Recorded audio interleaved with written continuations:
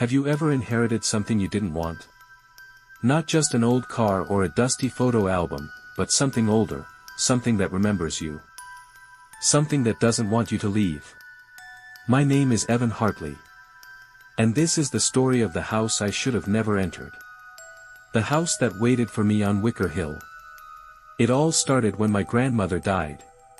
We hadn't spoken in nearly a decade. She lived alone, miles from anyone, in a big Victorian house that had stood at the top of Wicker Hill for over 100 years. When the lawyer called to say she'd left the property to me, I didn't know what to say. She had no one else. And I had nowhere else to go. I was broke. Fresh out of a failed marriage, unemployed, and half a breath from sleeping in my car. So I packed what little I had, drove north, and moved into the only thing left in my name. From the moment I saw it, I knew something was wrong. The house was enormous, but not welcoming. It looked like it had grown from the ground, rather than being built, its wood gray with age, windows like dark, unblinking eyes. Even the trees seemed to lean away from it. I told myself it was just a house. But the moment I stepped inside, the air changed. Colder. Heavier. The kind of stillness you feel in a sealed tomb, or an abandoned church. I told myself it was the dust. The silence. The way old buildings hold on to the past. That first night, I barely slept. The bed creaked with every breath I took, and the walls, they weren't quiet.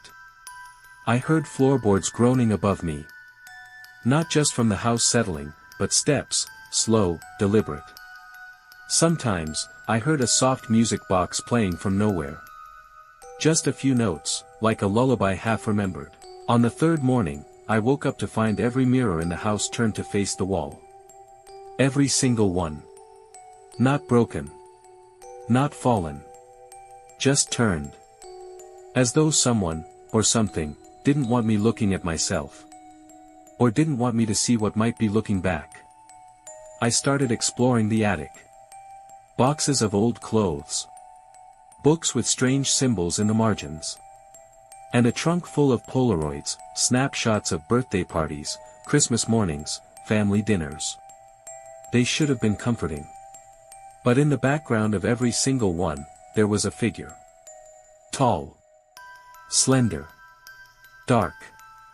Out of focus. Always watching.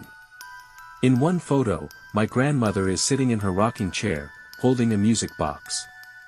She's smiling, not at the camera, but at whatever stands behind her. And in the last photo, I was there. Not as a child. As I am now. Standing in the hallway. Looking directly at the lens. I had never been in that house until this week. I should have left then. But something about the house felt magnetic. As though it had wrapped invisible cords around me and was pulling me deeper. One night, I was making coffee in the kitchen when I noticed something strange. There was a cabinet that didn't match the others, too old, too narrow. I moved it aside. Behind it was a door. No handle, no hinges, just flush wood and a thin crack around the edge. It opened when I touched it. Inside was a hidden room. Windowless. Cold. And full of hanging dolls. Hundreds of them. Their eyes gouged out. Strings tied around their necks. They all faced one wall. On it was a painting. The house. Wicker Hill. On fire. In every window, faces screamed silently from behind the glass. And every face was mine. I stumbled backward and hit the floor. The door slammed shut behind me. And the lights went out. I don't remember how long I stayed in that room. Hours. Maybe more.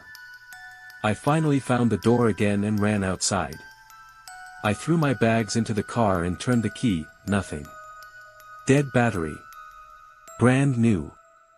I checked my phone. Dead too. Not just drained, fried. I ran down the long gravel drive to the road, but the moment I crossed the tree line, it felt wrong. Like I had passed through a veil. The road ahead was gone, Only forest. Dense and unfamiliar. The house was no longer behind me. It was in front of me. Closer. That night, I heard it whisper my name through the vents. Evan. Evan. Come upstairs.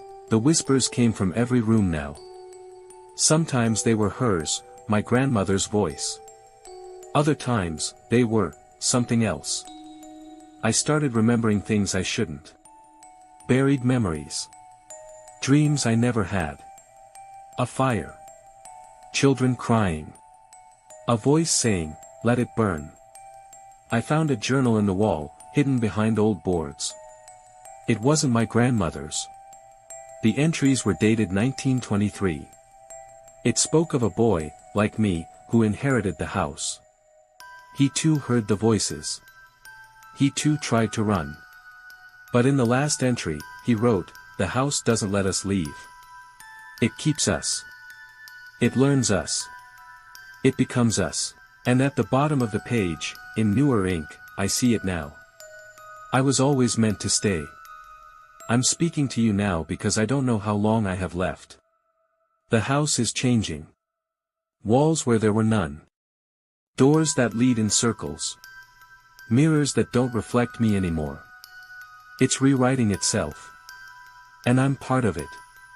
If you ever find a letter, or a deed, or a call telling you you've inherited an old home on Wicker Hill, don't go. Because it already knows your name.